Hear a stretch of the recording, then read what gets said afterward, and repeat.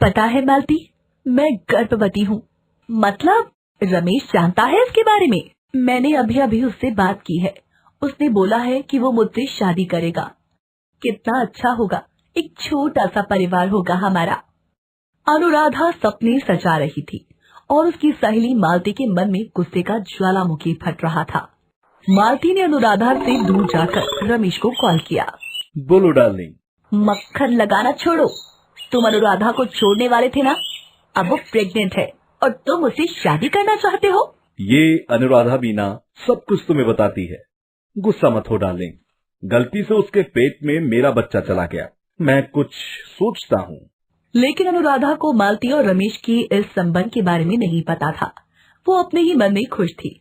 उसे नहीं पता था कि वो दोनों उसके साथ क्या करने वाले थे। अनुराधा और रमेश का प्यार बहुत पुराना है। स्कूल से दोनों ही एक दूसरे को चाहते थे। हम दोनों का एक घर होगा और हमारे 2 बच्चे होंगे। हाँ अनुराधा, हम दोनों का एक परिवार होगा। दोनों स्कूल से कॉलेज में गए और कॉलेज में अनुराधा की एक नई सहेली बनी, मालती। मालती दिखने में अनुराधा से बेहद खूबसूरत थी, इसीलिए रमेश भी मालती पर लट्टू हो गया। मालती भी रमेश को भाव देने लगी और ऐसे ही अनुराधा की पीठ पीछे दोनों मिलने लगे। रमेश, तुम मुझे चाहते हो या अनुराधा को? तुम्हारे होते हुए उस बदसूरत अनुराधा को कौन चाहेगा? मैं उससे बहुत जल्द ब्रेकअप कर लूंगा, बस कॉलेज खत्म होने दो। मालती इंतजार करने लगी। वो अपनी सहेली को ही धोखा दे रही थी। कॉलेज खत्म हो गया और मालती ब्रेकअप के लिए प्रेशर देने लगी। एक दिन अनुराधा के घर में कोई नहीं था। रमेश ब्रेकअप करने के लिए वहाँ गया। देखो अनुराधा, मुझे तुमसे कुछ कहना है। वो सब बाद में कहना, आज तुम बहुत खूबसूरत लग रहे हो रमेश। ये बोलकर अनुराधा ने रमेश को गले लगा लिया। रमेश कुछ कह नहीं पाया। अगले दिन अनुराधा को उल्टी हुई तो उसे पता चला कि वो माँ बनने वाली है। रमेश को ये बात पता चली तो उसने भी अनुराधा को शांत रखने के लिए कह दिया कि वो उससे शादी करेगा। वहाँ ये सुनकर मालती गुस्सा हो गई। तुम तो अनुराधा से ब्रेकअप करने वाले थे ना, तो फिर ये क्या हुआ? गलती हो गई, मैं गलती सुधार लूंगा। रमेश अनुराधा से छुटकारा पाने के लिए बहुत सी तरकीबें अपनाने लगा। अनुराधा से बातचीत भी बंद कर दी, लेकिन अनुराधा भी छोड़ने वालों में से नहीं थी। वो हर रोज रमेश के फ्लैट में आती उससे मिलने। ऐसे ही कुछ महीने बीत गए। अनुराधा का पेट फूलने लगा और वो भी रमेश को शादी के लिए कहने लगी। 8 महीने बीत गए। मालती गुस्सा हो गई। रमेश, अब कुछ करना ही होगा। रमेश ने एक प्लान बनाया।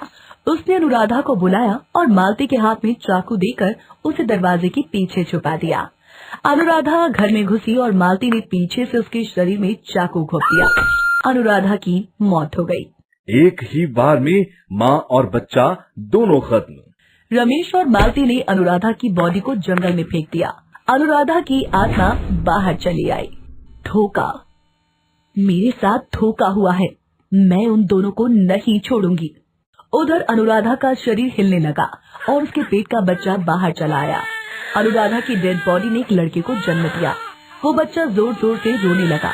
रोने की आवाज सुनकर एक कुत्ता वहां आया और रोते हुए बच्चे को देखकर उस कुत्ते को दया आई। उसने उस बच्चे को मुंह से उठाकर जंगल की गहराई में ले चला गया। उधर रमेश और मालती फ्यूचर की तैयारी करने में लग गए, लेकिन उन दोनों के पास पैसा नहीं था और रमेश भी कुछ नहीं करता था। हमें अब यहाँ से भागना होगा। लेकिन उसके लिए तो बहुत पैसे चाहिए होंगे, वो कहाँ से आएंगे? हम बैंक लूटेंगे मालती, बहुत पैसे मिलेंगे और पैसा लेकर हम दूसरे राज्य में भाग जाएंगे और वहाँ शादी कर लेंगे। मालती को आइडिया पसंद आया और दोनों प्लान करने में लग गए। बैंक लूटना बच्चों का खेल नहीं है, इसलिए प्लान करने में ही दोनों को 1 साल लग गए। उधर जंगल में अनुराधा का बेटा बड़ा होने लगा और वो चलना सीख गया। उस कुत्ते के साथ उसकी अच्छी दोस्ती हो गई और अनुराधा की आत्मा मालती और रमेश पर नजर रखने लगी और आखिरकार बैंक लूटने का दिन आ गया। दोनों मास्क पहनकर बैंक के पास गए। बैंक के दरवाजे पर 2 सिक्योरिटी गार्ड थे। रमेश और मालती ने दोनों गार्ड के सर पर मारकर दोनों को बेहोश कर दिया और बैंक के अंदर घुस गए और सारा पैसा लूट लिया। और तभी बैंक के अंदर सायरन बजने लगा। पुलिस स्टेशन में खबर पहुंच गई।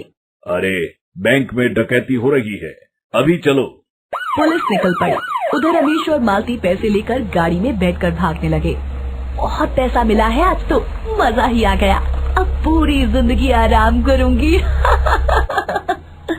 मालती बहुत खुश थी। उधर पुलिस बैंक में आई और तब तक दोनों भाग चुके थे।